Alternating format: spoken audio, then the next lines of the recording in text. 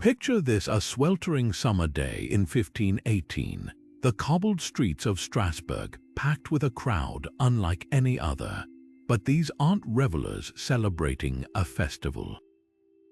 Their faces are twisted in exhaustion, their limbs jerking wildly, their bodies drenched in sweat as they spin and stagger without rest. Some collapse only to drag themselves back up, compelled by some invisible force. Others don't get up at all. This is the dancing plague, a real event that gripped the city for weeks, leaving hundreds trapped in a frenzy they couldn't escape.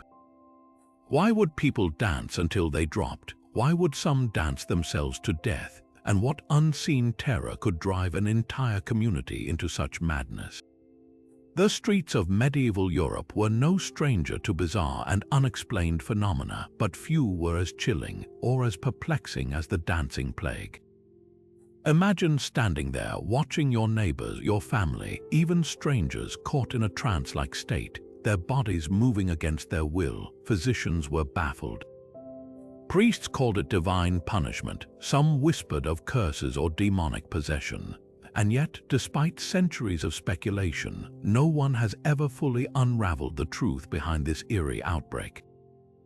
Was it mass hysteria, a toxic reaction, something far darker lurking in the shadows of history? Today, we're stepping into the heart of this medieval mystery, peeling back the layers of fear, superstition, and science to uncover what really happened in Strasbourg.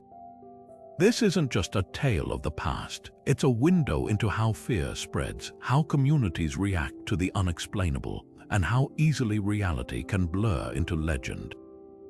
By the time we're done, you'll see this strange event in a whole new light, and maybe question what other forgotten horrors history has left waiting to be discovered. So settle in, because what unfolds is stranger than fiction and far more unsettling. To understand why Strasbourg became ground zero for the dancing plague, we have to step back into the brutal reality of medieval Europe, a world teetering on the edge of collapse. The 14th through 16th centuries were a perfect storm of suffering. The Little Ice Age had plunged the continent into unrelenting cold, withering crops and triggering famine after famine.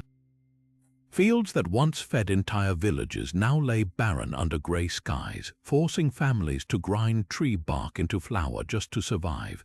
Meanwhile, the shadow of the Black Death still loomed large.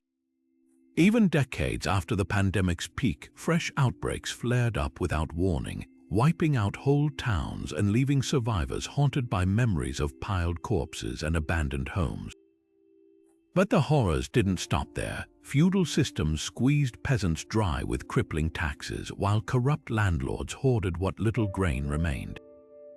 The church, once a source of solace, now wielded damnation like a weapon, preaching that every disaster, from failed harvests to stillborn babies, was divine retribution for human sin.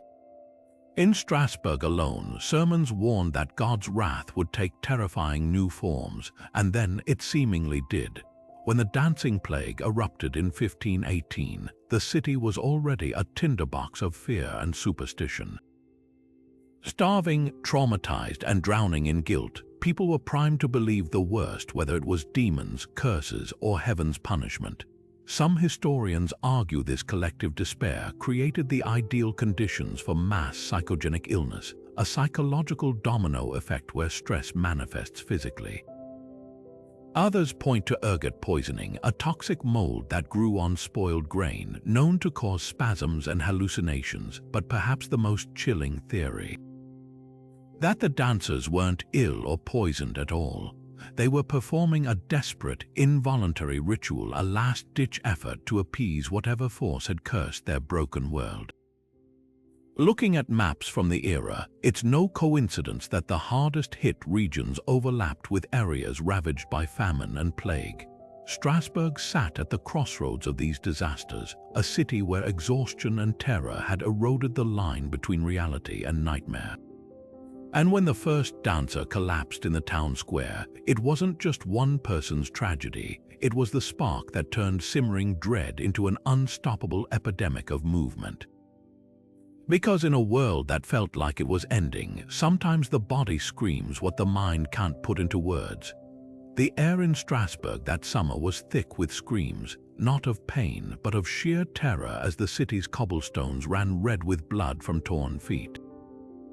Physician Paracelsus, one of the few who dared document the plague firsthand, described victims, seized as if by invisible hands, their bodies thrashing like marionettes cut from their strings.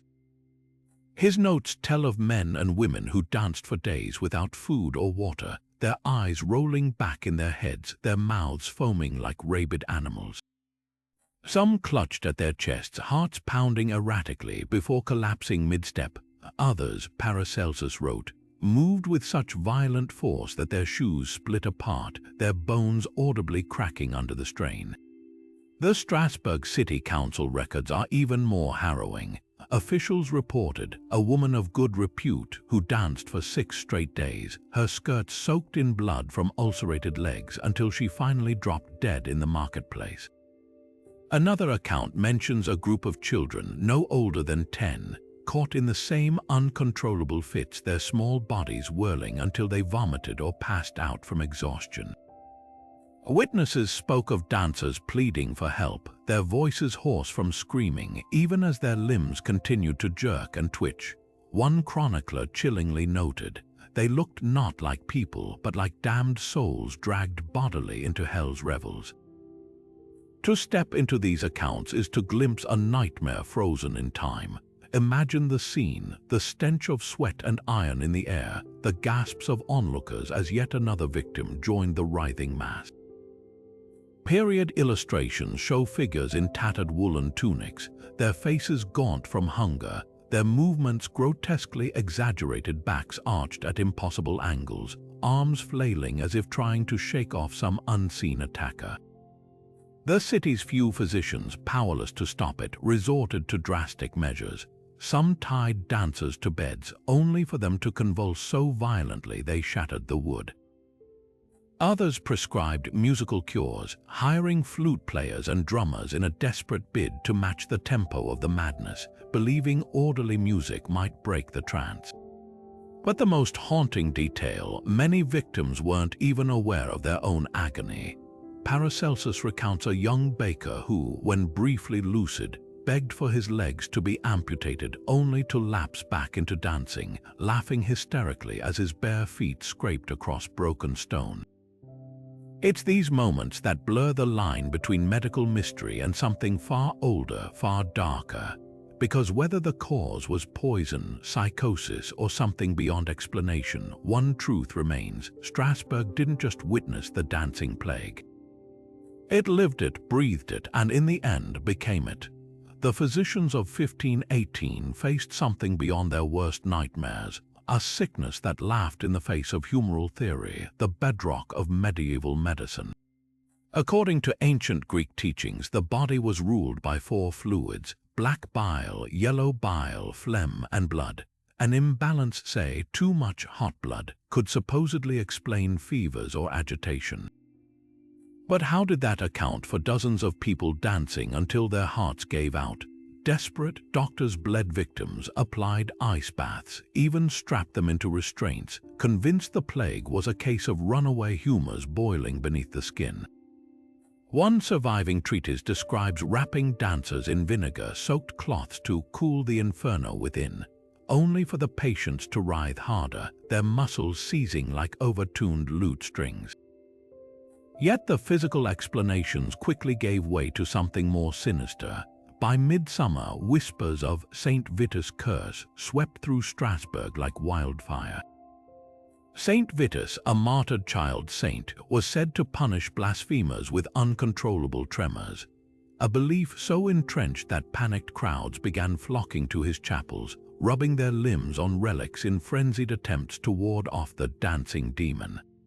Church leaders, sensing opportunity, declared the plague divine retribution for society's sins.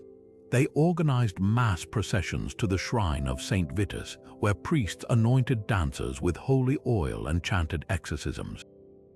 Some victims swore they felt relief, though whether from divine intervention or sheer exhaustion remains unclear. What's fascinating is how these explanations collided. Star charts were consulted, with astrologers blaming a rare alignment of Mars and Saturn for stirring the humors to madness. Apothecaries peddled anti-dance elixirs of crushed pearls and rosewater, while midwives hung charms of dried toadskin around victims' necks. The city became a battleground of competing cures, each more desperate than the last. And yet, beneath the chaos, a terrifying pattern emerged. The more people believed in St. Vitus' wrath, the faster the plague spread. Fear, it seemed, was the most contagious symptom of all. This collision of science and superstition reveals a profound truth about the era. Medieval minds didn't separate the physical from the spiritual. They saw illness as a conversation between body and soul, between the visible world and the forces lurking just beyond it. When traditional remedies failed, the explanations grew wilder, darker. Perhaps that's why some accounts describe dancers not as victims, but as willing participants in a macabre ritual. One chronicle tells of a woman who claimed to hear Saint Vitus whispering in her ear, urging her to dance the sin out of Strasbourg. Whether hallucination or divine encounter, the effect was the same. A city trapped between the scalpel and the cross, grasping for answers in an age when the line between medicine and magic was yet to be drawn. Long before Strasbourg's nightmare, another city fell prey to the dancing curse, this time along the misty banks of the Rhine in 1374. Aachen, a bustling trade hub nestled between rolling vineyards and dense forests, became the first stage for this macabre phenomenon. Imagine soaring over the valley at dawn, the river glittering like molten silver, only to spot clusters of figures convulsing near the city gates. These weren't drunkards or performers, they were laborers, merchants, even nuns, ordinary people suddenly gripped by something beyond reason. Town scribes described the earliest victims as 30 or more souls, their bodies racked as though by invisible scourges. One account mentions a wool merchant named Heinrich, found spinning in circles until his shoes disintegrated, his lips moving in silent prayer. Another tells of a teenage shepherdess who danced so violently, witnesses swore they heard her tendons snap. Unlike Strasbourg, where panic took weeks to build, Aachen's outbreak erupted like a wildfire. Within days, the streets teemed with hundreds of twitching bodies, their collective gasps drowning out church bells. What makes Aachen's case so chilling is the absence of any clear trigger. No famine gripped the region. No recent plague had scarred the populace, yet the dancers shared eerie commonalities. Many were young, poor, or socially marginalized. Some historians suggest these were people pushed to the brink by feudal oppression, their bodies rebelling against a system that offered no escape. Others point to the Rhine's unique geography, where damp river valleys bred ergot-infected rye. But the most haunting theory comes from a monk's diary buried in Aachen's cathedral archives. He claimed the dancers spoke of hearing a melody no one else could perceive, a maddening tune that pulled them into motion like puppets on strings. Forensic analysis of skeletal remains tells another story.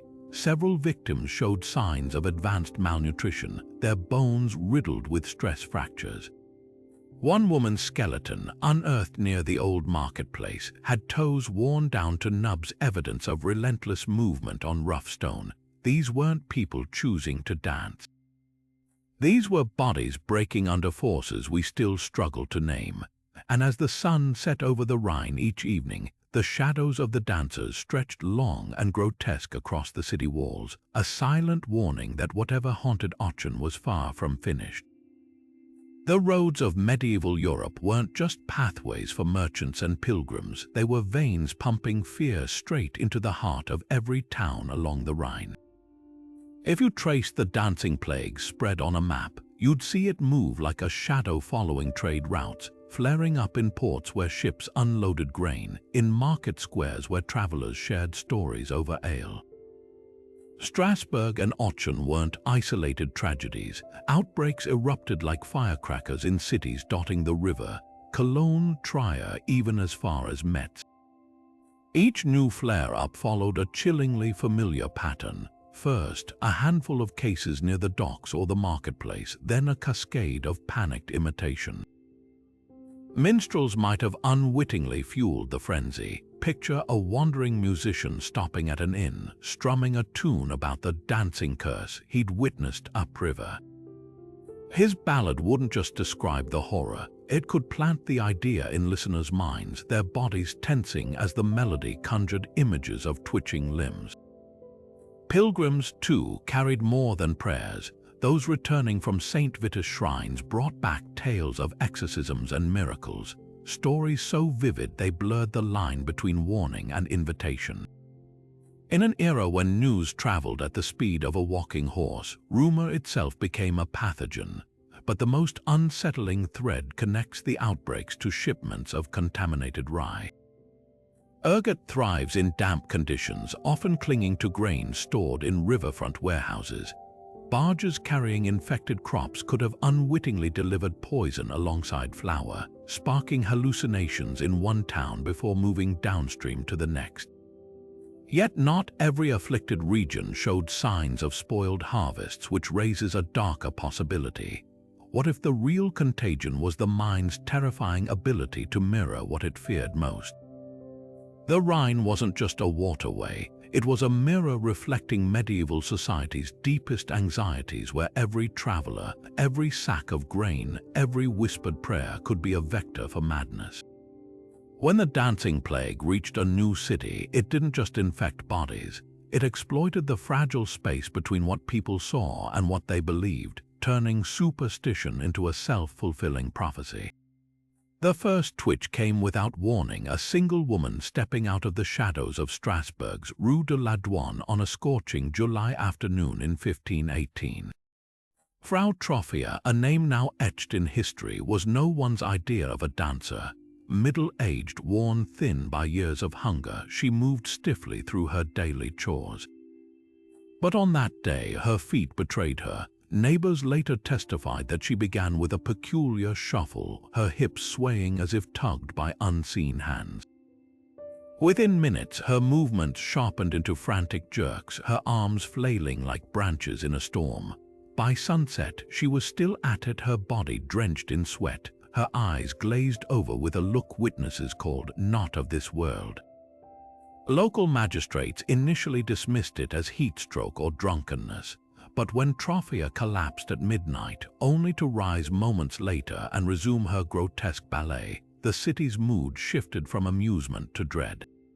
By dawn, her feet were bloody pulp, yet she danced on, her breath coming in ragged gasps. The town physician, summoned to examine her, could only mutter about an excess of hot blood before recoiling as her limbs spasmed violently enough to knock over a candle stand.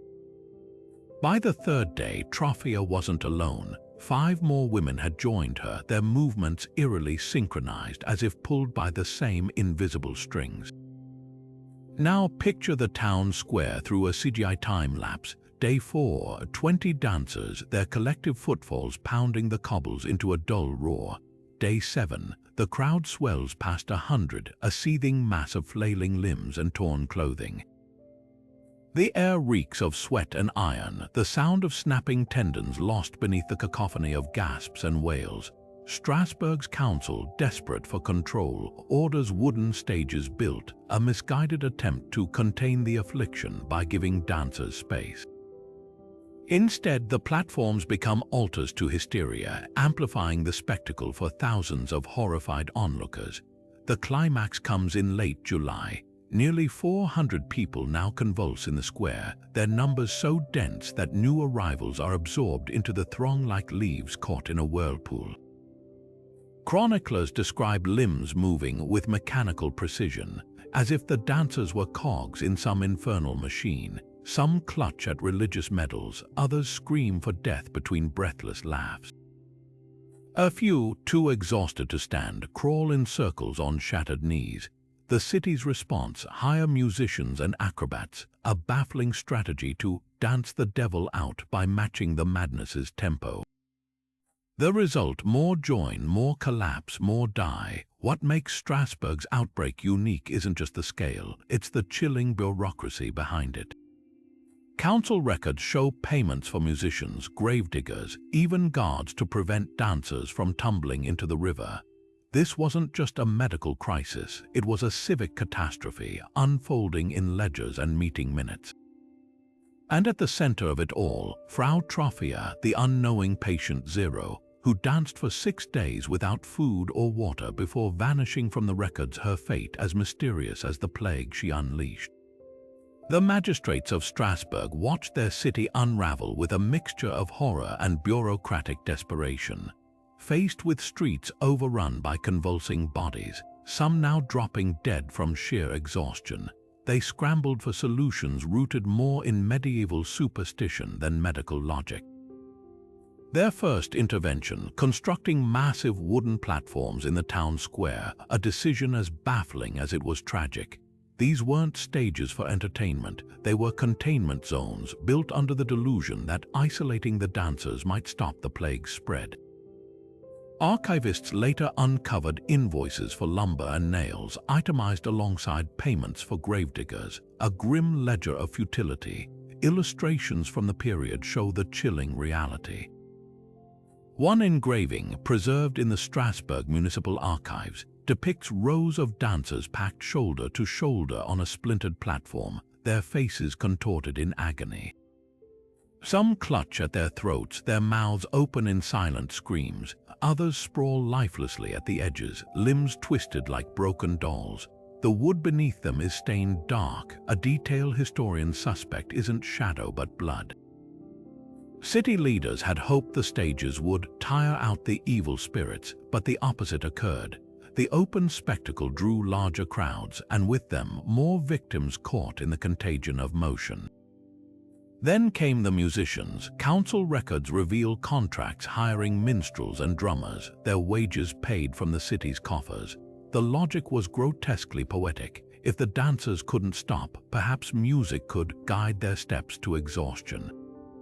Eyewitness accounts describe brass bands blaring frantic jigs, their rhythms syncing with the twitching masses until the musicians themselves, sweating and wide-eyed, began to sway unnaturally. One fiddler reportedly collapsed mid-song, his bow still sawing at the air as his body seized. The most haunting consequence of these interventions, acceleration. With stages centralizing the hysteria and music amplifying it, the plague's toll skyrocketed. Death registries from August 1518 list victims succumbing not just to heart failure or dehydration, but to untreated wounds, feet shredded to bone, spines fractured from relentless whirling. A clerk's marginal note in one ledger reads simply, "We have made a theater of their suffering." In the end, the magistrate's efforts exposed a darker truth about authority in crisis. When faced with the unexplainable, even the powerful resort to rituals. Their stages weren't just platforms, they were altars to human helplessness, and the musicians, not healers but accompanists to a tragedy playing on loop, one that history would remember long after the last dancer fell still.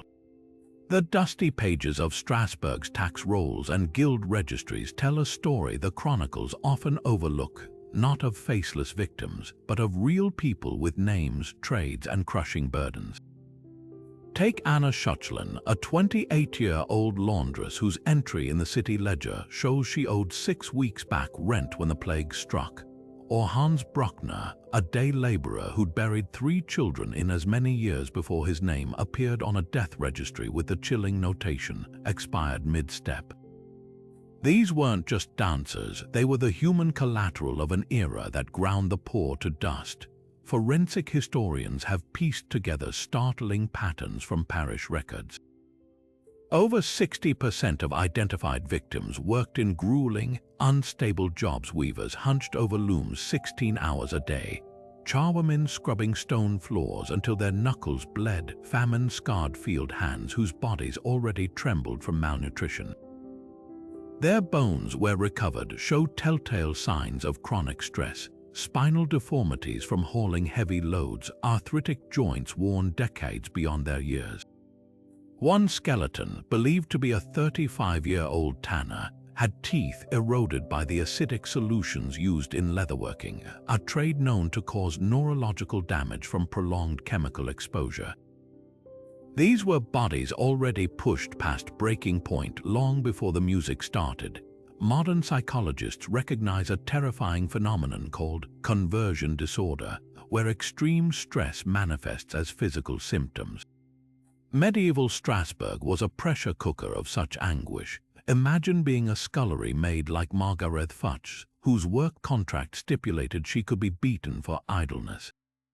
Every day, her survival depended on absolute control of her movements, her expressions, even her bladder during endless shifts. Then comes this plague, this permission to convulse without punishment. Some scholars argue that dancing wasn't just involuntary. It was the body's rebellion against a lifetime of enforced stillness. The city's death registers from that summer read like an indictment of feudal cruelty. Next to occupations like beggar or indentured servant, clerks scribbled causes of death revealing deeper horrors. Danced 4 days without cease, burst the heart, shattered knees. Many victims shared another trait: they were women. Nearly 70% of named casualties were female, most in their childbearing years. In an age when women bore the dual burdens of backbreaking labor and constant reproductive peril, their bodies became flashpoints for collective trauma. A midwife's journal from the time describes a young mother who danced while bleeding from a recent miscarriage. Her skirt soaked red as she whimpered for a baby she'd never hold. What makes these profiles so haunting isn't just the suffering, it's the glimpses of resistance. Guild records show a baker named Jörg Adler had been fined that spring for singing protest songs about greedy grain hoarders. Did his dancing feet carry the same defiance, or Lise Schmidt, a 14-year-old kitchen drudge whose autopsy noted, fingers clenched as if grasping something, perhaps the autonomy stolen from her in life? The plague didn't create their pain, it ripped away the veneer of normalcy, exposing wounds that had festered for generations. When we reduce them to the dancing dead, we erase their humanity twice over, first by the society that broke them, then by history that remembered only their final frenzied moments. The human body was never built for this days without rest, muscles contracting like overwound clock springs until they tore free from bone. Modern forensic reconstructions reveal horrors medieval chroniclers could only hint at. Rib cages already weakened by chronic malnutrition, fractured under the strain of ceaseless twisting. Imagine the crack of bone giving way beneath skin as a dancer's torso jerked sideways with unnatural force, splintering ribs that had already endured a lifetime of hunger. Autopsy simulations show lungs punctured by jagged edges, filling with blood as victims gasped through the pain, their dancing now punctuated by wet, rattling coughs. Then came the strokes. MRI modeling of a typical victim's brain reveals terrifying damaged tiny vessels bursting under days of skyrocketing blood pressure, starved of oxygen as dehydrated blood thickened to sludge. Some collapsed mid-spin, their faces drooping suddenly as brain cells died by the thousands. Others screamed incoherently, their speech centers shredded by hemorrhages, while their limbs continued moving with ghastly precision. The worst cases showed brains so starved of rest that they essentially began digesting themselves, a condition modern neurologists call excitotoxicity, where overfiring neurons literally burn out like overloaded circuits. Muscles fared no better. Time-lapse medical animations depict fibers tearing apart under relentless strain, dissolving into a soup of broken proteins, a condition now known as rhabdomyolysis. With each convulsion, toxins flooded the bloodstream, turning urine the color of black coffee as kidneys shut down. Victims soiled themselves uncontrollably, their bowels and bladders surrendering long before their legs did. Period illustrations shy away from this detail, but municipal laundry records don't lie. Strasbourg's washerwomen demanded hazard pay for handling garments crusted with blood, bile, and feces, fabric so stiff with filth it could stand upright on its own. Perhaps most haunting are the foot scans. Three-dimensional reconstructions from skeletal remains show metatarsals worn down to nubs, toe bones splintered from endless impacts on rough cobblestones. Some victims danced until their souls peeled away entirely, leaving raw meat slapping against stone. A recently unearthed diary from a Strasbourg apothecary describes treating a man whose feet resembled butchered meat, yet still he stepped, grinning through teeth clenched like a wild beast. This wasn't endurance, it was the body betraying itself, pushed beyond pain into something far more unnatural. The dancing plague didn't just kill, it dismantled its victims piece by piece, transforming living, breathing people into broken marionettes of flesh and bone. And when the music finally stopped, whether from exhaustion, death, or divine intervention, what remained was less a corpse than a testament to how thoroughly the human machine can be unspun. When the first dancers collapsed in Strasbourg Square, whispers slithered through the crowd faster than the plague itself. This was no sickness but the devil's own mischief. Medieval minds lived in a world where the supernatural lurked just beyond the candle's glow, where every unexplained twitch could be a demon's fingernail scraping at the veil between worlds. Churchmen pointed to ancient legends of the danse macabre, the dance of death, where skeletal figures led the living to their graves in a grisly parade. But the townsfolk knew another tale, that of the fiddler of Niklashausen, a shadowy figure said to play tunes so unholy, listeners' limbs would jerk to his rhythm until their hearts burst. Woodcuts from the era depict this phantom musician with hollow eyes, his bow drawing notes that twist bodies like wet rope, a visual shorthand for terror that still chills us today. Some accounts describe victims clawing at their own ears, screaming about music only they could hear. A 15th century broadside recovered from a Cologne monastery tells of a young nun who swore a red-eyed fiddler stood atop the church spire, his melody pulling the bones from her flesh. Modern folklorists recognize this as a classic motif, the cursed musician, a trope echoing from German Teufelsjäger legends to Appalachian devil fiddle tales. But for medieval Europe, these weren't stories, they were plausible explanations. When physicians failed, the church declared the dancers possessed by the caperings of Satan, a verdict that spawned gruesome cures. Exorcism manuals from the period prescribe beating victims with birch rods to drive out the dancing demons, while others detail shackling sufferers to altars until the evil rhythm left their limbs. The persistence of these beliefs reveals more than superstition. It shows how fear crystallizes into narrative. In regions where the plague struck hardest, folk traditions mutated like living things. Alpine villages began carving devil's fiddler masks for winter festivals, their grotesque grins a prophylactic against the unseen menace.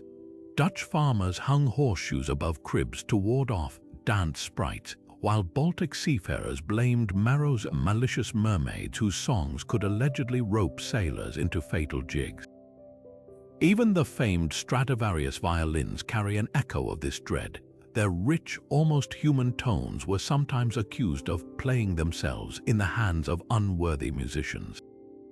Today, these legends linger in surprising places. Contemporary sleep disorders like restless leg syndrome were once diagnosed as St. Vitus dance in rural clinics.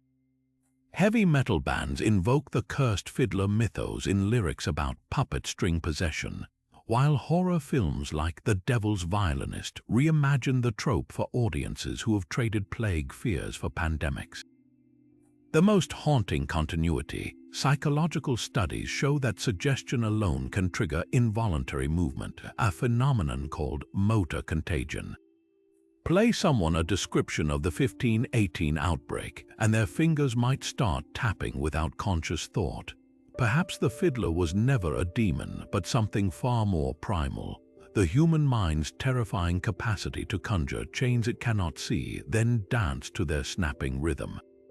Modern medicine has turned its microscope on the dancing plague, searching for answers buried not in medieval scrolls, but in biology and psychology. One prevailing theory points to a tiny, insidious culprit, ergot, a purple-black mold that thrives on damp rye. Under laboratory lights, time-lapse footage shows the fungus creeping across grain like spilled ink, its microscopic filaments producing alkaloids nearly identical to LSD. When ingested, these toxins trigger violent muscle spasms, hallucinations, and a condition called convulsive ergotism, as symptoms eerily mirroring those described in Strasbourg's records. Scientists have recreated the effects in controlled studies, observing test subjects who stagger and twitch as their nervous systems short-circuit, their movements eerily reminiscent of those 15th-century woodcuts. Yet the ergot theory dances on shaky ground. Forensic analysis of Strasbourg's grain stores from 1518 shows no definitive proof of mass contamination. Worse, ergot poisoning typically causes gangrene and burning pain, details absent from most plague accounts. This discrepancy birthed a competing explanation: mass psychogenic illness, a phenomenon where psychological distress manifests as physical symptoms. Footage from a 2011 school in New York captures this unsettling dynamic: teenagers suddenly collapsing into twitching fits after one classmate's seizure, their limbs jerking in perfect, unconscious mimicry. Psychologists call it social contagion, a cascade of copied behaviors fueled by fear and suggestion. Medieval Strasbourg, drowning in famine and religious terror, would have been the perfect petri dish for such an outbreak. The debate grows thornier when you examine who danced. Ergotism would have struck indiscriminately, yet records show victims skewed heavily toward the poor, precisely those eating the cheapest, most mold-prone bread. But why did entire groups move in sync, as if choreographed? Modern outbreaks offer clues. In Tanzania in 1962, a laughter epidemic swept through a girls' school, lasting months despite no organic cause. Researchers noted the symptoms spread along social lines, following friendships and rivalries like whispers in a game of telephone. Strasbourg's dancers may have been trapped in a similar feedback loop, their movements amplified by collective trauma. Perhaps the truth lies in the space between these theories. Contemporary neurologists suggest a perfect storm scenario where malnourished bodies, primed by ergot's subtle effects, tipped into hysteria under societal pressure. Brain scans during stress-induced tremors reveal hyperactive mirror neurons, the same circuits that make us wince when we see someone fall. In a city where every starving neighbor's convulsions were on grotesque display, these neural mimics could have turned empathy into epidemic. The most chilling realization: we may never fully diagnose the dancing plague. Like a fever dream half remembered upon waking, it slips through the grasp of both microscope and psychoanalysis. What remains is a cautionary tale not of demons or curses, but of how easily the mind and body can conspire against us when fear takes the lead. To understand why hundreds of people would dance themselves to oblivion, we need to step inside the medieval mind, not as distant observers, but as witnesses to a collective psychological breaking point. Historian Dr. Elissa Muller describes the 1518 outbreak as a scream in motion, where years of unprocessed trauma erupted through the body when words failed. Imagine living in a world where death could strike at any moment, where the Black Death had wiped out half your neighbors, where starvation gnawed at your children's bellies, where the church taught that suffering was divine punishment. The human psyche wasn't built to endure such relentless dread without consequence. Modern psychiatrists recognize this as somatization, when emotional distress transforms into physical symptoms. Picture a war veteran with phantom limb pain, or a student with stress-induced migraines before exams. Now amplify that across an entire city. Dr. Jonathan Hayes, who studies mass psychogenic illness, notes that Strasbourg's dancers exhibited classic dissociation signs: glazed expressions, insensitivity to pain, even laughing while their feet bled. These weren't people choosing to dance, he explains. Their nervous systems were short-circuiting under pressures we can barely fathom today. The stages built by city officials may have unintentionally validated this collective breakdown, creating what psychologists now call a permission space, like mosh pits at concerts, where normally restrained individuals lose themselves in sanctioned chaos. Fascinating parallels emerge when we compare the dancing plague to 21st century phenomena. The same social contagion that spread through Strasbourg appears in modern flash mobs, where spontaneous dance erupts in train stations or parks, fueled by the thrill of collective abandon. Researchers tracking TikTok dance crazes found participants often describe an almost trance-like state, their bodies moving on autopilot to viral rhythms. But where today's dancers stop when exhausted, medieval victims lack that off switch. Neurologist Dr. Annika Patel suggests this distinction lies in context. Your brain knows a TikTok trend is voluntary play. For Strasbourg's starving masses, dance became the only language left to express what words couldn't, an entire society's cry for release. The darkest insight comes from trauma specialist Dr. Marcus Veldkamp, who studies disaster response in war zones. He draws chilling parallels between the dancing plague and the jerking fits seen in refugee camps, where children who have witnessed atrocities develop uncontrollable tremors. Both are the body's last-ditch effort to regulate when normal coping mechanisms collapse, he notes. Medieval art supports this theory. Woodcuts show dancers with fists clenched like they're gripping invisible burdens, their postures identical to modern PTSD patients caught in flashbacks. Perhaps most revealing are the accounts of brief lucidity between fits, where victims reportedly sobbed about lost loved ones or unpaid debts before being dragged back into motion. These moments expose the plague not as mindless frenzy, but as a grotesque pantomime of unprocessed grief, where every jerk and spin acted out the turmoil Strasbourg had suppressed for generations. In an age before therapy or trauma counseling, the body became the stage where history's silenced screams finally found their voice. The churches of Strasbourg echoed with damning sermons long before the first dancer collapsed, but once the plague took hold, pulpits became battlegrounds. Catholic priests, gripping their rosaries like weapons, declared the dancing a divine scourge upon the city's moral decay. One surviving manuscript depicts a friar with arms raised before a congregation, a fresco of hellfire blazing behind him as he bellowed that the dancers' flailing limbs were the very whip of God lashing the wicked. Animated reconstructions show how these sermons grew increasingly graphic, clerics pantomiming the sinner's contortions, their robes swirling as they mimicked the plague's spasms to terrified parishioners. This wasn't just condemnation, it was theater designed to sear the image of divine punishment into every witness's mind.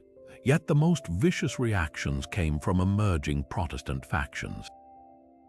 Reformers like Martin Luther's protege Andreas Karlstadt saw the plague as proof of Catholic corruption.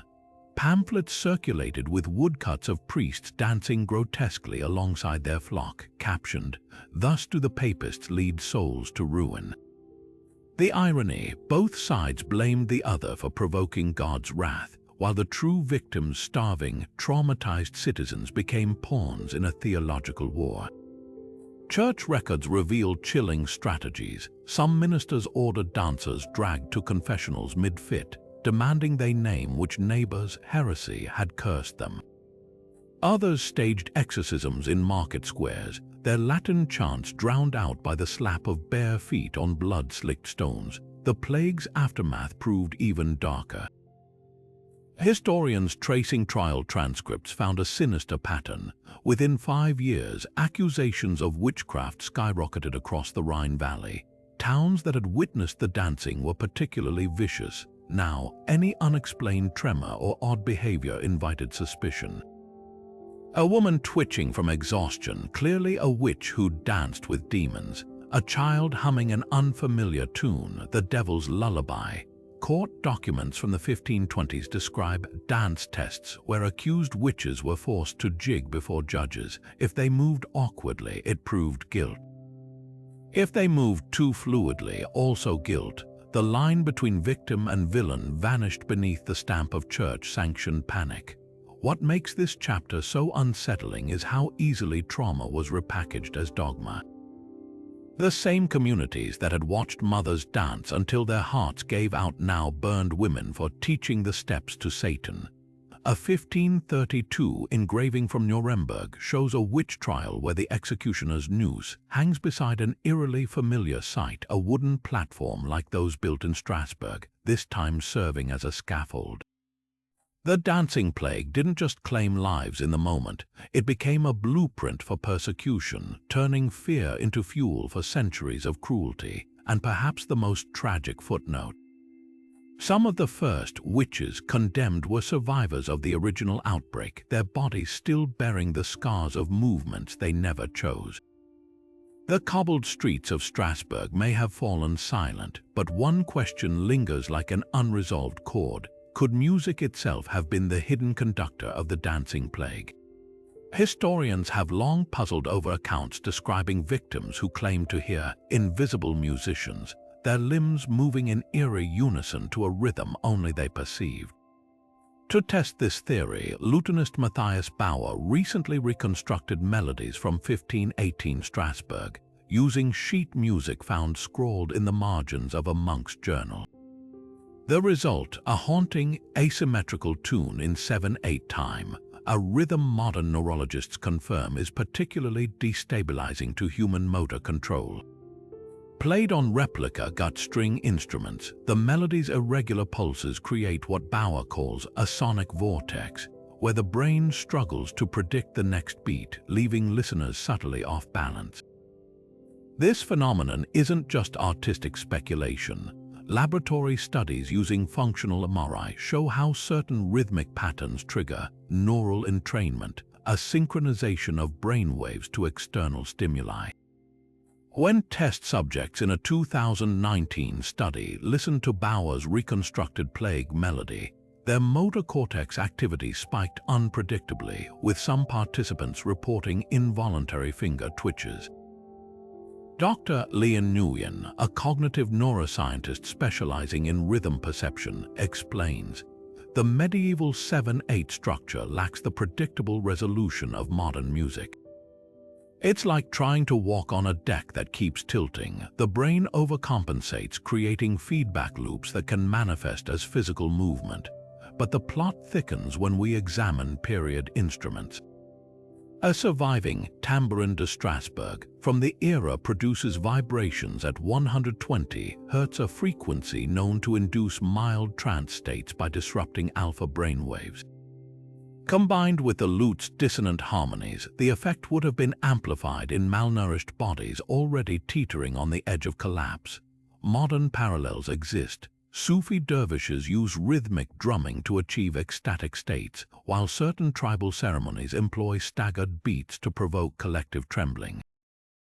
The difference: these are culturally sanctioned rituals with clear stopping points, not the endless, involuntary marathons of Strasbourg. Perhaps the most chilling evidence comes from an experiment in 2021, where volunteers deprived of sleep for 48 hours were exposed to the plague melody.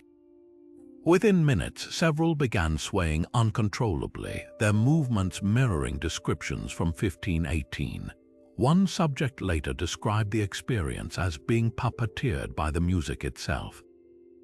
This aligns with medieval accounts of musicians hired to play for dancers not to soothe, but to match and extend their frenzied tempo. In essence, the music didn't cure the plague. It may have sustained it, turning human performers into unwitting accomplices to a neurological perfect storm. The implications ripple beyond history into our own soundscapes, from pulsating nightclub beats to the algorithmic hypnosis of TikTok loops. We still grapple with rhythm's power to override conscious control. The dancers of Strasbourg might seem distant, but their legacy hums in every bassline that makes your foot tap against your will, a reminder that music doesn't just move us emotionally. Under the right conditions, it can move us physically, relentlessly, until the boundary between player and played upon dissolves into chaos. Strasbourg's dancing stages weren't just platforms, they were grotesque monuments to inequality. Tax records from 1518 reveal a chilling pattern. The vast majority of victims came from the city's poorest quarters, their addresses clustered near tanneries and slaughterhouses where the air reeked of animal waste. Meanwhile, the merchants who bankrolled those wooden platforms lived uphill in gabled mansions, their account books showing payments for musicians and guards alongside entries for imported silk and sugared almonds. Animated overlays of period maps make the divide visceral, red dots marking dancers' homes crowding the riverbanks, while gold coins glitter over the wealthy districts untouched by the madness. The financial ledgers tell an even darker story. Council minutes show that Heinrich von Ratzenhausen, a wine exporter who chaired the committee overseeing the stages, diverted funds from the city's grain reserves to cover construction costs. At the height of the plague, while dancers starved mid-step, his personal cellar inventory listed 30 barrels of premium Rhine vintage. This wasn't just neglect, it was calculated indifference. Guild rolls from the same period exposed the hypocrisy wealthy drapers and spice traders who donated paltry sums to quell the dancing affliction had simultaneously raised rents on the very workshops where their seamstresses and porters collapsed from exhaustion. Forensic economists have reconstructed the price shocks that made life unbearable for Strasbourg's underclass. A single loaf of rye bread, the staple most likely to carry ergot mold, cost 2 days' wages for a laundress in 1518. Yet guild masters, feasting on white wheat bread shipped from Italy, blamed the poor for their own misery. One surviving pamphlet features a woodcut of well-fed merchants watching the dancing from a balcony, their goblets raised as if toasting a carnival spectacle. The caption reads, "Let them dance off their sins," but the cruelest irony lies in the afterlife of those wooden stages. When the plague finally burned out, the lumber wasn't dismantled for firewood or shelter. Account books show it was sold back to the same craftsmen who'd built it, at a profit to construct scaffolds for the witch trials that followed. The very planks that had borne the dying throes of the oppressed became instruments for executing those accused of causing their suffering. This circular economy of cruelty proves the dancing plague wasn't just a medical mystery or mass hysteria. It was a stark rehearsal for the centuries of exploitation to come, where the powerful would always find new ways to monetize the pain of the powerless. The twisted limbs and hollow eyes of Strasbourg's dancers didn't vanish with the last gasp of the plague.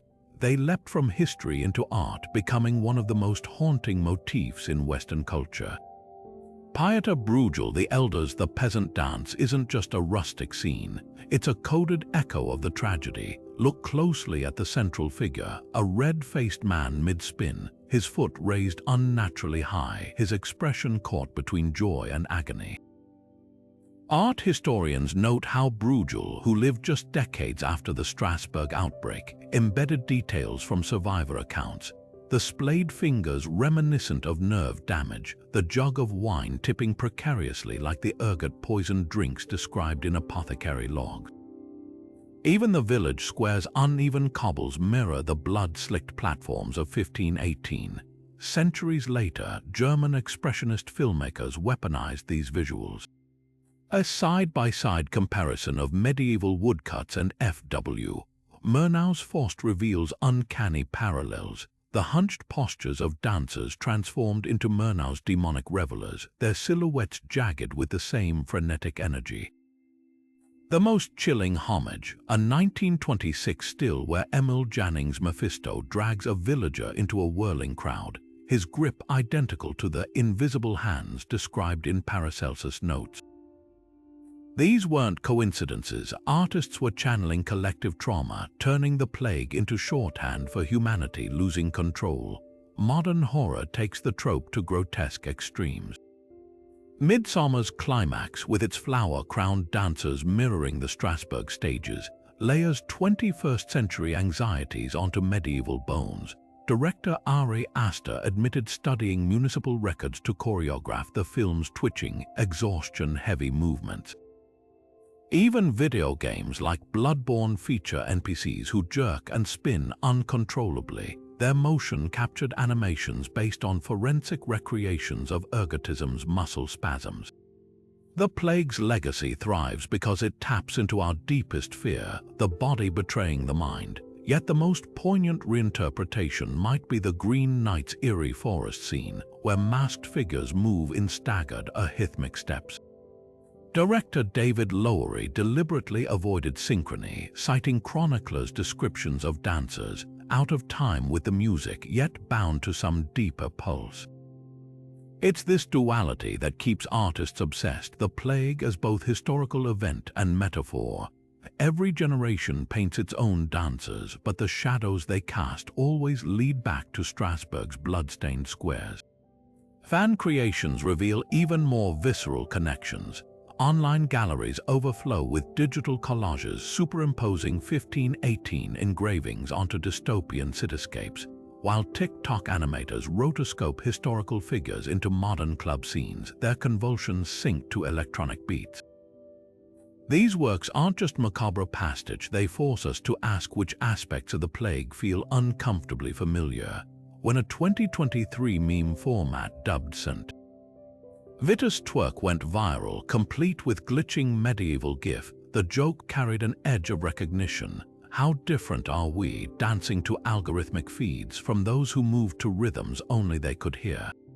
The plague's artistic afterlife proves some wounds never fully heal, they simply learn new steps. From Bruegel's brushstrokes to pixelated horror games, the dancers keep twitching because we keep seeing ourselves in them. Their legacy isn't just in museums or archives, but in every unsettling moment when art holds up a mirror and whispers, "What if your body revolted next?" Strasbourg's dancing plague wasn't an isolated nightmare, it was part of a chilling pattern that stretches across continents and centuries. Take the quiet shores of Lake Tanganyika in 1962, where a girls' boarding school became ground zero for an epidemic of laughter. It started with 3 students giggling during a dull geography lesson, harmless at first, until the giggles turned to convulsions, spreading to dozens of classmates who couldn't stop laughing for days. Some clutched their ribs in pain, others gasped for air between fits, their faces streaked with tears of exhaustion. Within weeks, the laughter leaped to neighboring villages, infecting nearly 1,000 people before vanishing as mysteriously as it arrived. Researchers who studied the outbreak found no toxins or viruses, just a perfect storm of adolescent stress, rigid discipline, and the contagious power of suggestion.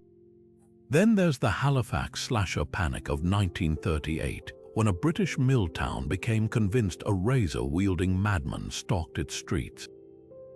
After one woman reported a shadowy attacker, dozens more came forward with eerily similar stories: torn coats, phantom slashes, fleeting glimpses of a gaunt figure. Newspapers fueled the frenzy with sensational headlines until a mass brawl erupted when vigilantes mistook a bystander for the killer. The truth: no slasher existed. The wounds were self-inflicted or imagined, the hysteria so potent it conjured a collective phantom. Psychologists later mapped how each victim unconsciously borrowed details from the last, creating a feedback loop of fear, much like Strasbourg's dancers mirroring each other's movements. These outbreaks share a sinister blueprint. Forensic historians have plotted over 200 mass psychogenic events on a global map, tracing eerie clusters along trade routes and disaster zones. In 1535, a convent in Spain saw nuns meowing like cats for weeks, a phenomenon blamed on demonic possession until modern experts recognized it as stress-induced dissociation. In 2011, a New York high school's cheerleading team developed uncontrollable tics after one member's seizure, their synchronized twitches baffling doctors until social contagion was diagnosed. Even animals aren't immune. In 2006, a German zoo's flamingos began marching in perfect military drill, a behavior never observed in the wild, triggered by overcrowding and stress. What connects these cases isn't just biology or psychology, it's the stories we tell about them. Medieval chroniclers framed Strasbourg's plague as divine punishment, colonial doctors dismissed Tanganyika's laughter as native hysteria. Halifax's slasher panic was chalked up to working-class superstition. Each era projects its fears onto these events, revealing more about societal anxieties than the outbreaks themselves. Modern neuroscience offers another lens. Functional MRI scans show how mirror neurons fire when we watch someone yawn or shudder, priming our bodies to echo the action. In communities already stretched to breaking point, whether by famine, oppression, or trauma, this hardwired empathy can spiral into full-body rebellion against the unspeakable. The map of mass psychogenic events isn't just a collection of pins, it's a heat map of human fragility. From the dancing plagues of Renaissance Europe to the tick-tock-tick outbreaks of 2021, these episodes trace the fault lines where culture, stress, and biology collide. They remind us that the most contagious pathogens aren't always microbes. Sometimes they're ideas moving through crowds faster than any virus, leaving bodies twitching, laughing, or fleeing from shadows that never existed. And perhaps the most unsettling question isn't why these events happen, but how thin the line really is between the individual and the crowd, between controlling our movements and becoming puppets of the collective mind. Beneath the manicured lawns of modern Strasbourg, forensic archaeologists have unearthed secrets long buried not in cryptic manuscripts, but in the very bones of those who danced themselves to death. Recent excavations near the site of the 1518 outbreak revealed a mass grave unlike any other, its skeletal occupants frozen in postures that defy natural repose. CGI reconstructions show spines twisted like corkscrews, metatarsals worn down to nubs from endless pivots on cobblestones, and rib cages bearing the telltale flail fractures seen only in cases of extreme, sustained exertion.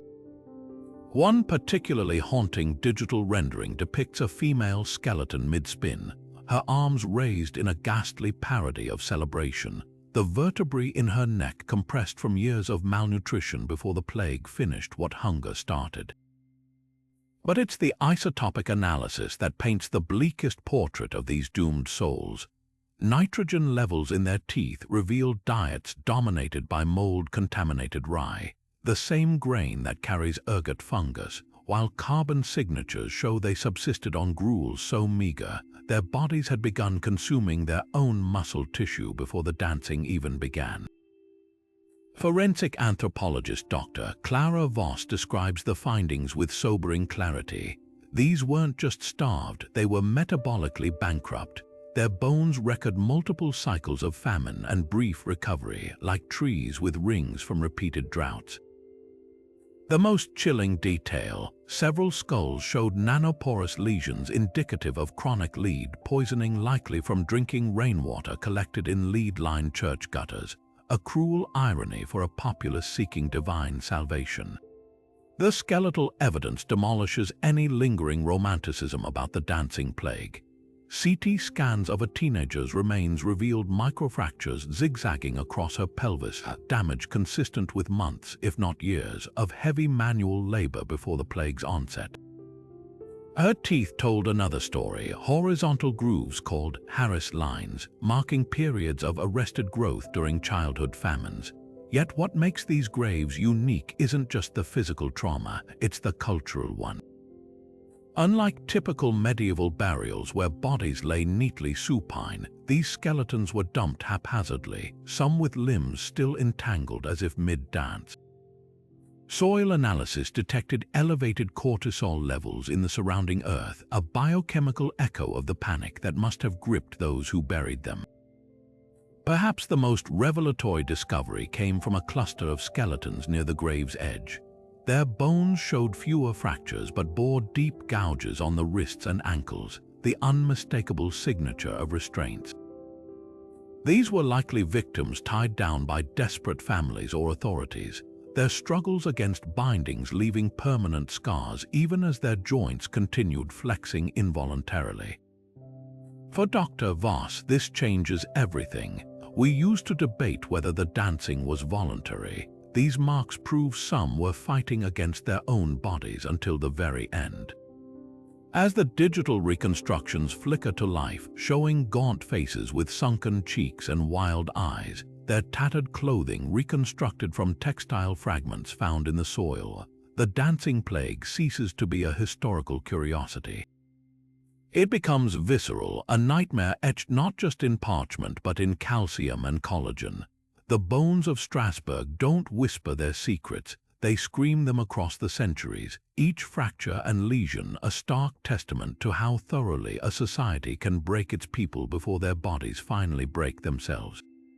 Modern neuroscience has peeled back the layers of Strasbourg's nightmare, revealing a terrifying truth: our brains are wired to catch movement like a virus. Cutting-edge fMRI studies show mirror neurons firing wildly when we watch someone dance, priming our own muscles to echo their motions. Lab footage from Stanford's Social Neuroscience Lab captures this eerie phenomenon in action. Volunteers strapped into scanners while videos of dancers play overhead. Within seconds, their motor cortices light up like Christmas trees, even though their bodies remain perfectly still. These aren't just random flashes, they're the neural blueprint for how one person's twitch could ignite an epidemic. The real breakthrough came when researchers recreated the exact rhythms described in 1518 chronicles. At the University of Zurich, neurologists wired test subjects to motion capture systems and played reconstructed melodies from the era. The results were chilling. Participants exposed to staggered 7-8 time signatures like those in the Devil's Fiddler ballads developed involuntary foot tapping within minutes. But the critical finding emerged in the brain scans. Their mirror neuron systems went into overdrive while prefrontal cortex activity plummeted. In essence, the irregular rhythms short-circuited their ability to inhibit imitation. Dr. Lena Hartman, lead researcher, explains it like this: "It's as if the music hacked their neural mirroring system, turning off the pause button that normally stops us from mimicking everything we see."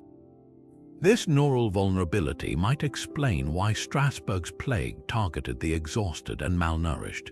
Recent studies on sleep-deprived subjects reveal their mirror neurons become hypersensitive, turning them into virtual sponges for observed movements. Combine that with the dopamine spikes triggered by rhythmic sound visible in PT scans of dancers' brains, and you have a perfect storm. Malnourished bodies already swimming in stress hormones would have been primed to absorb every convulsion they witnessed. Time-lapse thermal imaging from Tokyo's Social Neurodynamics Lab shows how quickly this spreads. When one person in a group begins swaying abnormally, their elevated body heat transfers to nearby observers within seconds, their muscles twitching in subconscious synchrony. Perhaps the most unsettling parallel comes from rare movement disorders like tardive dyskinesia. HD footage from Johns Hopkins shows patients with this condition, often triggered by stress or medication, exhibiting jaw grinding and limb jerks nearly identical to medieval woodcut depictions. Their brains, much like those of Strasbourg's victims, get stuck in feedback loops where the urge to move overrides all inhibitory signals. When researchers played erratic drum patterns for these patients, their symptoms worsened dramatically, their limbs flailing with the same distressing lack of control described in Paracelsus' notes. The terrifying implication: the dancing plague wasn't supernatural, it was neurological, a catastrophic failure of the brain's mirroring mechanisms under extreme duress. What makes these findings so profound is their universality. From Brazilian carnival dancers losing themselves in samba parades to modern mosh pits where bodies move as one, we still teeter on the edge of contagious movement. Strasbourg's tragedy simply revealed how thin that edge can be, and how quickly the music of the mind can become a siren song, pulling us into motions we never chose. To truly grasp why entire cities convulsed in unison, we need to step beyond medieval medicine and into the realm of collective trauma, an invisible wound that lingers across generations. Imagine a map of Europe between 1300 and 1550, not as static borders but as a living body under siege. overlay animated timelines of dancing plagues with historical calamities, and a chilling pattern emerges. Each outbreak follows within 5 years of famine, pestilence, or massacre like shadow puppets cast by disaster. Strasbourg's nightmare in 1518, preceded by back-to-back harvest failures, a brutal peasant revolt crushed by armored knights, and rumors of Turkish invasions creeping up the Danube. Disaster psychologists call this cultural somatization, when a community's unprocessed anguish hijacks the body itself. Modern parallels are hauntingly close. After the 2004 tsunami, survivors in Banda Aceh developed shaking syndrome, their limbs trembling uncontrollably during memorial services. Chernobyl's liquidators later exhibited radio wave sickness, convulsing when shown images of reactors despite no actual radiation exposure. These aren't fictional hysterias, they're the nervous system's last-ditch effort to articulate what words cannot. Dr. Yael Danieli's research on Holocaust descendants reveals how trauma lodges itself epigenetically, altering stress hormone production in grandchildren who never knew war. Apply that to medieval Europe, where generations endured the Black Death's repeated waves, and the dancing plague starts to look less like an aberration and more like a somatic scream. The historical record whispers these connections. Aachen's 1374 outbreak erupted just 2 years after mercenaries sacked the city, leaving streets piled with corpses. Eyewitness accounts describe survivors twitching at the clang of armor long before the dancing began. In Strasbourg, parish registers show an alarming spike in stillbirths and infant mortality in the decade preceding the plague, demographic scars of famine that primed the population for psychic rupture. Animated heat maps tracking these variables don't just correlate, they cascade, each crisis layering atop the last like geological strata of suffering. Perhaps the most revealing lens comes from contemporary refugee camps, where clinicians document collective conversion disorders. Footage from Syrian resettlement centers shows groups of children developing identical tics, eyelids fluttering, arms jerking rhythmically despite no organic cause. Psychiatrist Dr. Rasha Abbas explains, their bodies replay trauma like broken records, movements encoding memories too horrific for language. Medieval chronicles echo this. One Strasbourg nun's diary describes a dancer's spasms mirroring the exact motions of a hanged man she'd seen twitching at the gallows as a child. The plague didn't invent these gestures, it amplified gestures already etched into communal muscle memory. This theory reshapes how we view the infamous musical cures. When city officials hired minstrels to play for dancers, they weren't just entertaining crowds, they were accidentally triggering trauma reenactment. Neurological studies show that specific auditory frequencies can unlock implicit memories. The 7-8 time signature common in 1518 folk music aligns eerily with the arrhythmic gasps of plague victims struggling to breathe. In essence, the dancers weren't responding to the music. They were reliving death throes through motion, their bodies trapped in a feedback loop of remembered agony. What makes cultural trauma theory so compelling is its refusal to reduce the plague to any single cause. Ergot poisoning, certainly present, mass hysteria. Undoubtedly, but beneath it all thrived something far more profound, a society whose nervous system had been rewired by centuries of relentless trauma, until one sweltering summer the dam finally burst. The dancers of Strasbourg weren't cursed or possessed, they were the living seismographs of their age, trembling with the aftershocks of every unburied corpse, every empty granary, every silenced scream. Their tragedy reminds us that history isn't just written in ink or stone.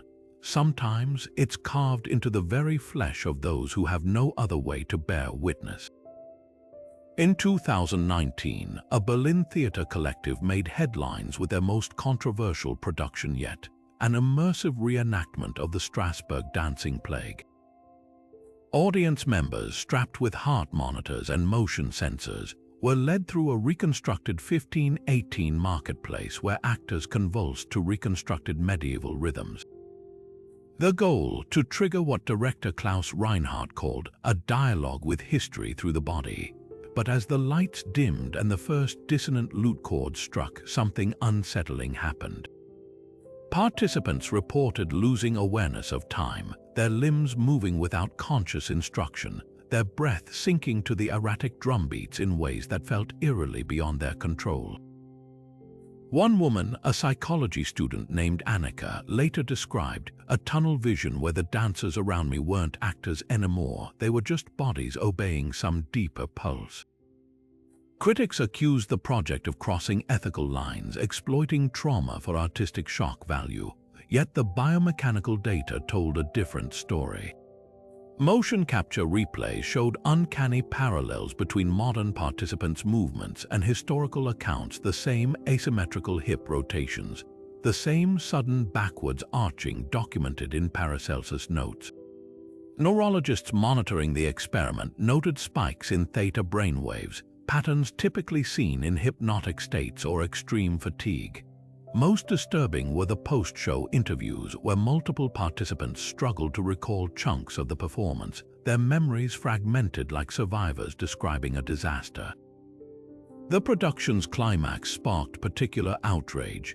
As the tempo accelerated, Reinhardt had actors begin collapsing one by one, their twitching forms lit by flickering candlelight. Night vision footage shows audience members not recoiling but mirroring the convulsions, their faces slack, their chests heaving. Theater scholar Dr. Elena Petrov analyzed the footage frame by frame. This wasn't acting or even empathy. Their nervous systems were effectively time-traveling, reenacting trauma on a cellular level. Petrov points to the moment when a banker named Marcus, who had no dance training, spontaneously reproduced the exact wrist flourish described in a Strasbourg nun's diary, a movement he couldn't consciously replicate afterward. Not all modern recreations venture into such dangerous waters. A 2022 Oxford study took a more clinical approach, using virtual reality headsets to simulate the plague's sensory overload. Test subjects reported dizziness and involuntary muscle twitches when exposed to flickering light patterns mimicking ergot-induced hallucinations. But the Berlin experiment raises uncomfortable questions about where historical exploration ends and psychological trespassing begins. When interviewed 3 months later, Annika described persistent sleep disturbances where her legs would jerk awake, as if still hearing that ghostly rhythm. "I understand those people now," she admitted quietly, "not because I studied them, but because for 90 minutes I was them." The most telling detail comes from Reinhardt's abandoned follow-up project, an attempt to recreate the Tanganyika laughter epidemic. After just 2 rehearsals, actors developed uncontrollable giggling fits that spread to the technical crew, forcing cancellation. It seems certain historical wounds still pulse beneath the skin, waiting for the right conditions to dance again. And perhaps that's the most chilling lesson of all, that the line between past and present, between observer and participant, is far thinner than we dare believe. The map of dancing plague outbreaks traces a hauntingly specific path clustering along the Rhine Valley, striking Strasbourg, Aachen, Cologne, yet rarely crossing into France or Italy. This wasn't random geography, but a perfect storm of cultural and environmental factors unique to Germanic regions. Imagine the Rhine not just as a river, but as a conveyor belt for misery. Barges carried ergot-infected rye from waterlogged fields to grain stores in walled cities, while overcrowded streets amplified the contagion of hysteria. Forensic geographers have overlaid outbreak locations with climate data, revealing a chilling correlation. These were areas where the Little Ice Age's damp summers created ideal conditions for mold to thrive on stored crops. But why did the plague spare neighboring regions with similar climates? The answer may lie in something harder to quantify: collective trauma. Unlike France, which had centralized royal hospitals, the Holy Roman Empire's patchwork of city-states lacked coordinated responses to famine or disease. When crops failed, the poor turned to rotting stores of grain. When panic struck, there were no systems to contain it. Yet the abrupt end of outbreaks by the mid-1600s is even more perplexing. One theory points to agricultural shifts. The introduction of crop rotation reduced ergot's stranglehold on rye fields. Another credits the rise of Protestant work ethics, which discouraged the ecstatic rituals that may have fueled psychogenic contagion. But the most compelling explanation hides in plain sight: the birth of modern medicine. As anatomical theaters replaced superstition with dissection, conditions like epilepsy and Sydenham's chorea were recognized as bodily ailments rather than demonic possession. A CGI reconstruction of 17th-century Strasbourg shows this transformation. The same square where dancers once collapsed now hosted public health lectures, their wooden stages repurposed for scientific demonstrations. Cinematic reenactments bring these theories to life. In one chilling sequence, shadowy figures spread moldy rye flour across a baker's table, the camera zooming into spores burrowing into dough. The next scene cuts to a malnourished child chewing the tainted bread, her pupils dilating as the screen distorts into ergot-induced hallucinations. A competing vignette takes a psychological approach, a wide shot of a crowded church as a priest bellows about damnation, the camera tracking individual faces as twitches spread through the congregation like ripples in a pond. The most speculative and controversial recreation imagines a supernatural culprit, a shadowy fiddler playing atop the cathedral, his melody warping the air itself as dancers below move in unnatural synchrony. The truth may never be pinned to a single cause. Like the plague's victims, history itself sometimes twitches beyond our grasp, leaving only fragments: a splintered stage plank, a diary entry smudged with tears, a skeleton frozen mid-pirouette. What lingers isn't just the mystery of why it happened, but the uneasy recognition of how easily it could happen again. In an age of social media virality and mass psychogenic illness, we're all potential dancers, waiting for the right strain of fear to pull our strings. The flashing screens of modern smartphones might seem worlds apart from Strasbourg's bloodied cobblestones, but the human brain hasn't changed as much as we'd like to believe. 2021 saw a mysterious surge of teenage girls developing identical tics after watching TikTok videos about Tourette's syndrome, their bodies mirroring the exact jerks and vocalizations they'd viewed endlessly on loop. Clinics scrambled to differentiate organic disorders from what neurologists termed social media-induced functional movement disorder, a clinical mouthful for a phenomenon medieval chroniclers would have recognized instantly. Side-by-side comparisons of these patients and 1518 woodcuts reveal eerie symmetries. The same asymmetrical shoulder shrugs, the same involuntary gasps mid-movement, even the way both groups clustered in tight-knit communities where fear spread faster than facts. The parallels grow starker when you examine how information traveled then versus now. Strasbourg's plague gained momentum as terrified villagers gathered in market squares, each convulsion witnessed by dozens who'd later reproduce the same motions. Today's digital marketplaces operate on the same principal algorithms, serving up viral tic videos to millions, their autoplay functions creating endless feedback loops of observation and imitation. Data from the 2021 outbreak shows cases spiking along the same geographic paths as certain hashtags, with clusters forming around influencers who unintentionally became choreographers of mass psychogenic illness. A graph-tracking TikTok searches overlays almost perfectly with medieval maps of dancing plague, spread both tracing the routes where human connectivity outpaced rational thought. Vaccine hesitancy offers another unsettling mirror. Just as 15th-century crowds blamed everything from demonic fiddlers to Jewish poisoners for the dancing plague, modern conspiracy theories weave elaborate narratives around shadowy elites and microchips hidden in syringes. The psychological mechanisms are identical. When faced with unbearable uncertainty, the mind clings to any explanation that offers control, no matter how fantastical.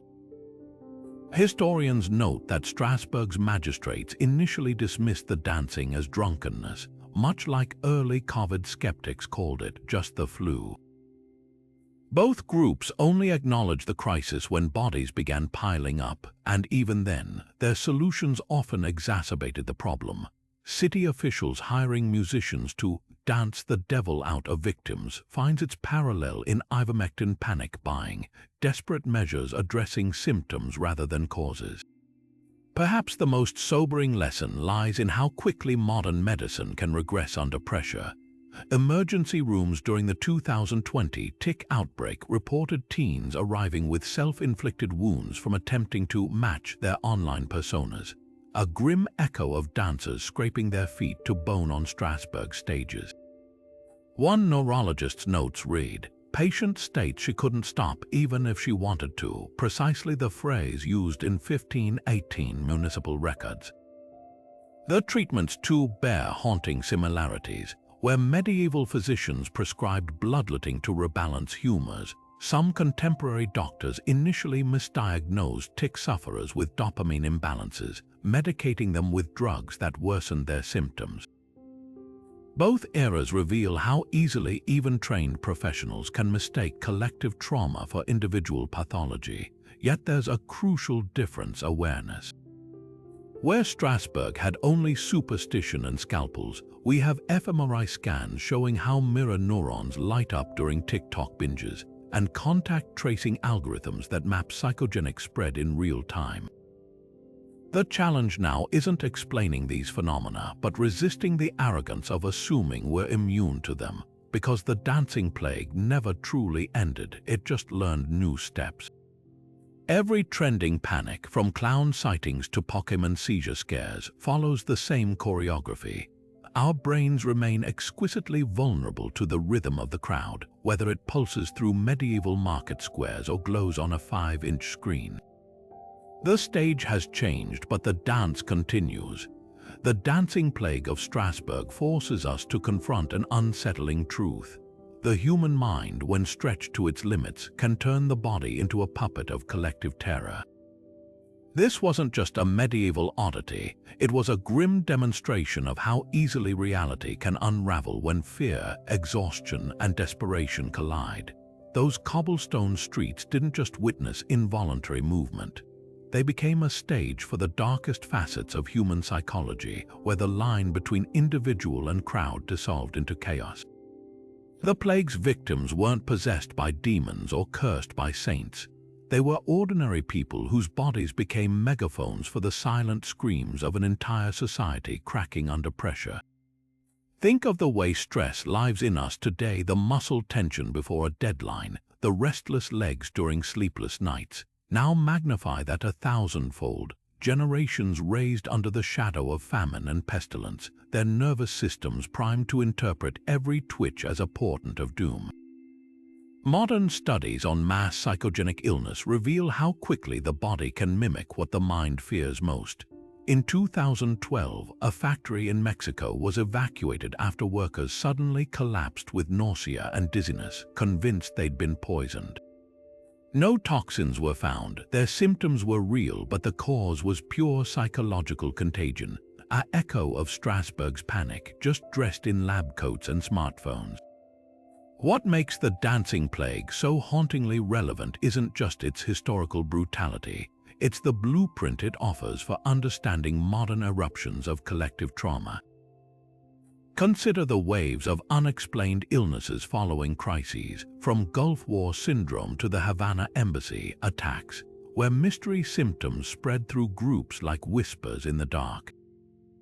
Or the way social media algorithms can turn niche anxieties into global panics, birthing new dances of disordered eating or self-harm challenges that ripple through vulnerable communities. The stages have changed, but the script remains eerily familiar. A spark of distress, a crowd primed to mirror it, and suddenly the body becomes a canvas for society's unspoken anxieties. So here's the question that lingers like a half-remembered tune: what shape will our next dancing plague take? Will it be a generation of office workers developing phantom carpal tunnel from viral keyboard postures? School children mimicking AI-generated tics we don't yet have names for, or something far stranger as yet unimagined. The drumbeats of history have a way of repeating, sometimes as tragedy, sometimes as farce, and sometimes as a rhythm we can't resist moving to, even when we know it might kill us. As the last echoes of Strasbourg's nightmare fade to silence, one truth remains: the human mind is still the most fertile ground for epidemics we don't yet know how to cure. And somewhere, faint but unmistakable, the drums are always playing.